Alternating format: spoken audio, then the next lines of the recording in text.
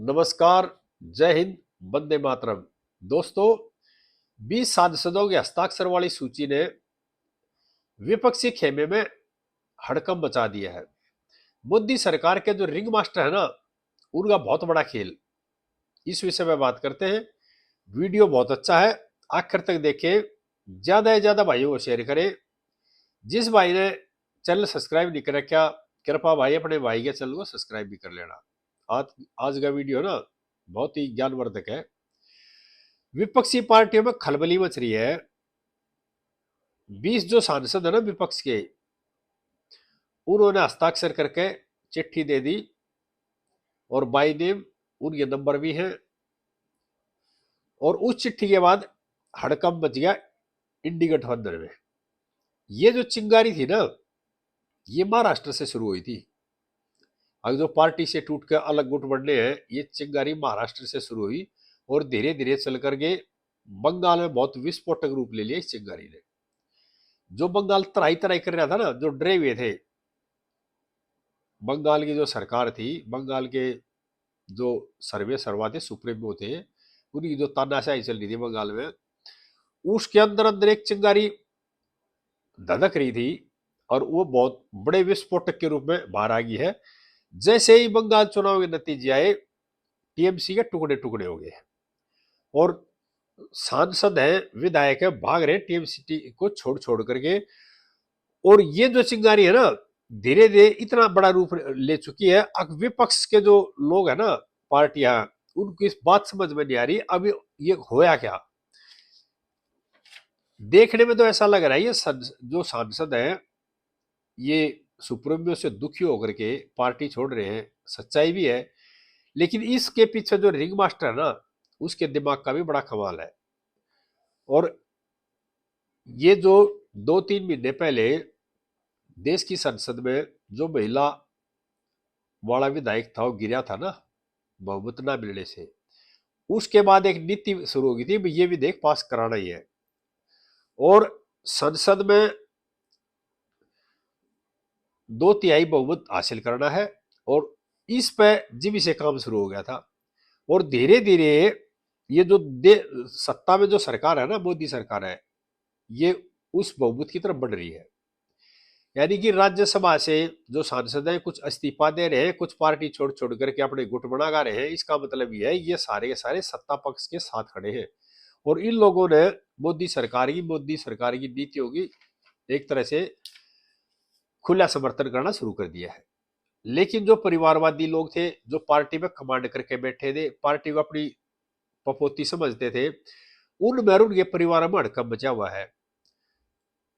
ममता दीदी भतीजा भाग कर दिल्ली आते हैं, उधर से राहुल गांधी, सोनिया गांधी एक दूसरे की गोली भर भर मिलते हैं और कहते हैं पार्टी भी लेकर लो। इसी तरह से आवाज उठी महाराष्ट्र से। संजय राउत ने कह दी अब कांग्रेस में मिलने का वक्त आ गया। और ये यानी कि रिंग मास्टर ने जो सरकार में बैठे, उन्होंने एक ऐसा चक्कर अभी चलाया कि अपने आप सत्ता पक्ष बहुमत की तरफ धीरे धीरे बढ़ने लग गया। क्यों? विपक्षी जो सांसद थे, वो धीरे धीरे अलग होकर के गुट बना करके सत्ता का समर्थन करने लगे। जो लोग चिल्लाते थे बिल पास नहीं होने देंगे, देश के टुकड़े टुकड़े होंगे और कई तरह के नारे लगाते थे, उन लोगों में हड़कंप मचा हुआ है। क्यों? पिछले इलेक्शन में जो एक नारा दे करके देश की जनता को गुमराह किया था, अगर मोदी सरकार 400 पार आ गई तो देश का लोकतंत्र खत्म हो जाएगा, देश के संविधान को बदल देंगे, आरक्षण खत्म कर देंगे, इस तरह का जो नैरेटिव गढ़ा था ना और देश के लोगों को गुमराह किया था, उसके बावजूद पहले सरकार को भी लग रहा था भी 400 पार हो जाएगी, लेकिन बहुमत कम रह गया। लेकिन रिंग मास्टर ने जो थे सरकार में बैठे, उन्होंने अपना खेल उसी दिन से जारी कर रखा था, अगर नहीं ये लाना है। और देखना धीरे धीरे मोदी सरकार के समर्थन में 360 पार जाने हैं और ये 1/3 बहुमत मेजोरिटी होगी संसद में। उसके बाद जो महिला आरक्षण बिल है, one nation one election bill है, यूसीसी है, और जो कई बिल है जिसको मोदी जी शुरू से लेकर चल रहे हैं, ये बिल पास करने हैं और देश को विकास की तरफ ले जाना है। लेकिन जो विपक्षी लोग थे ना, स्वार्थी लोग थे, सत्ता के लालची लोग थे, वो हमेशा सरकार के विरोध में बात करते थे और अपने स्वार्थ के लिए बात करते थे और झूठे नैरेटिव चलाते थे। सुप्रीम कोर्ट के कंधे में बंदूक रख के फैसले कराते, अपनी बात मनवाते थे और देश का नुकसान करते थे एक तरह से। उन लोगों में खलबली मच गई। अगर भाई मोदी सरकार तो बगैर इलेक्शन जीतते ही 360 के पार जाएगी, यानी 400 के करीब पहुंच जाएगी, और ये अगले 2-4 महीने में होना है। और ये जितने सारे बिल है ना, ये भाई पास भी होने हैं। मैं यहाँ एक बात और बताना चाह रहा हूँ, टीएमसी के जो टुकड़े हो रहा है, को अगर 2-3 हो गए, टीएमसी के तो कई टुकड़े हो गए।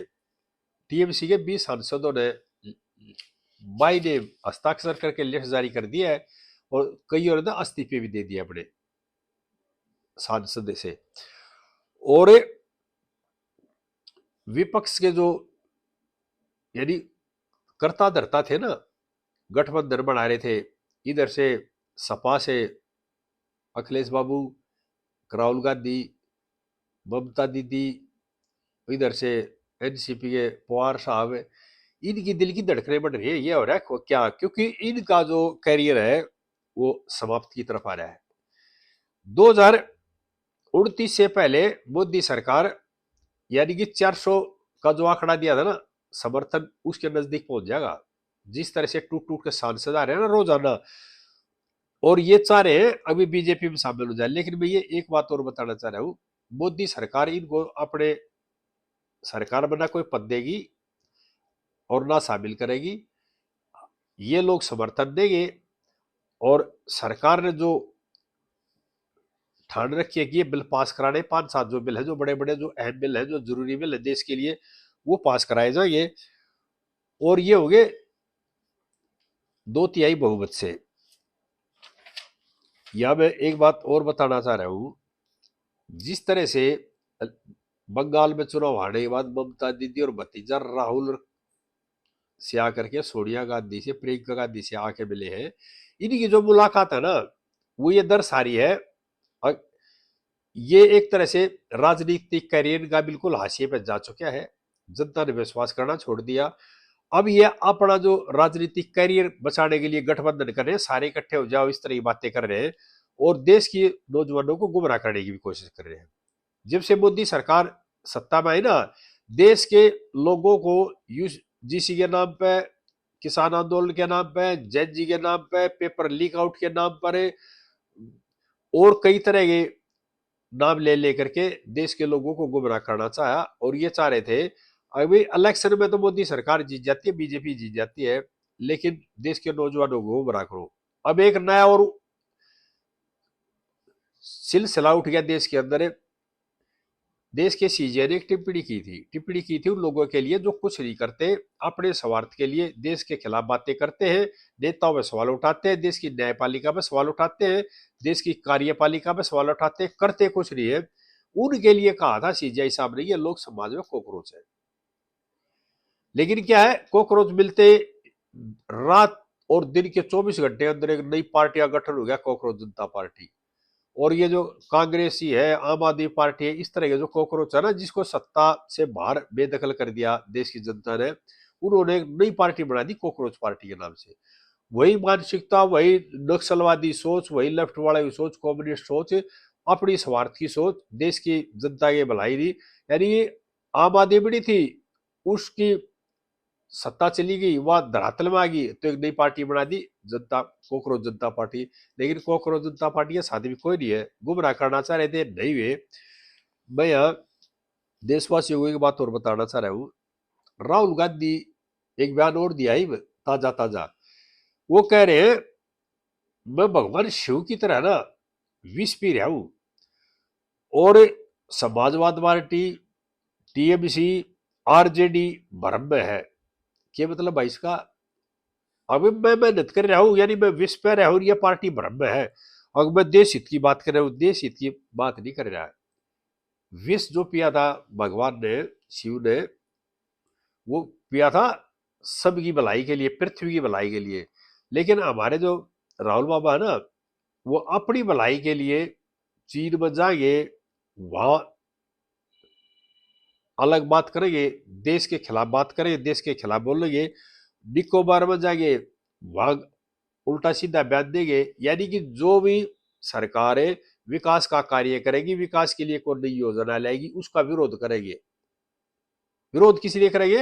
अगर सरकार काम ना करे, देश का विकास है ना, और देश के लोगों को गुमराह किया जाए और सत्ता हासिल की जाए। और ये काम किस करते किसके में? जो बाहर के कॉकरोच है ना, विदेशी कॉकरोच भी है, और ये भय में आके, बहकावे में आकर के, या सत्ता हासिल करने के लिए।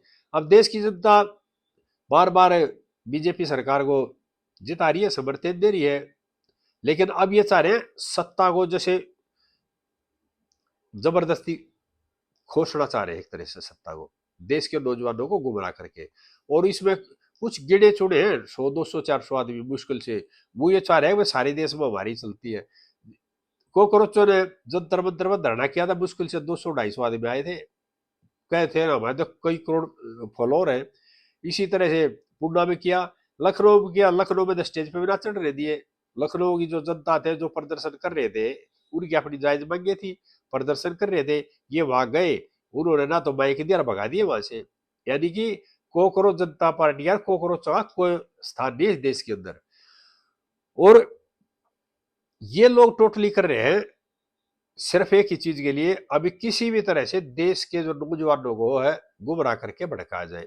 ना इनके पास कोई विजन है, ना इनके पास कोई इस तरह की नीति है, देश की बेरोजगारी कैसे खत्म कर देंगे, देश के पेपर लीक आउट कैसे खत्म हो गए, देश में भ्रष्टाचार कैसे खत्म हो, इनके पास ऐसा कोई विजन नहीं है।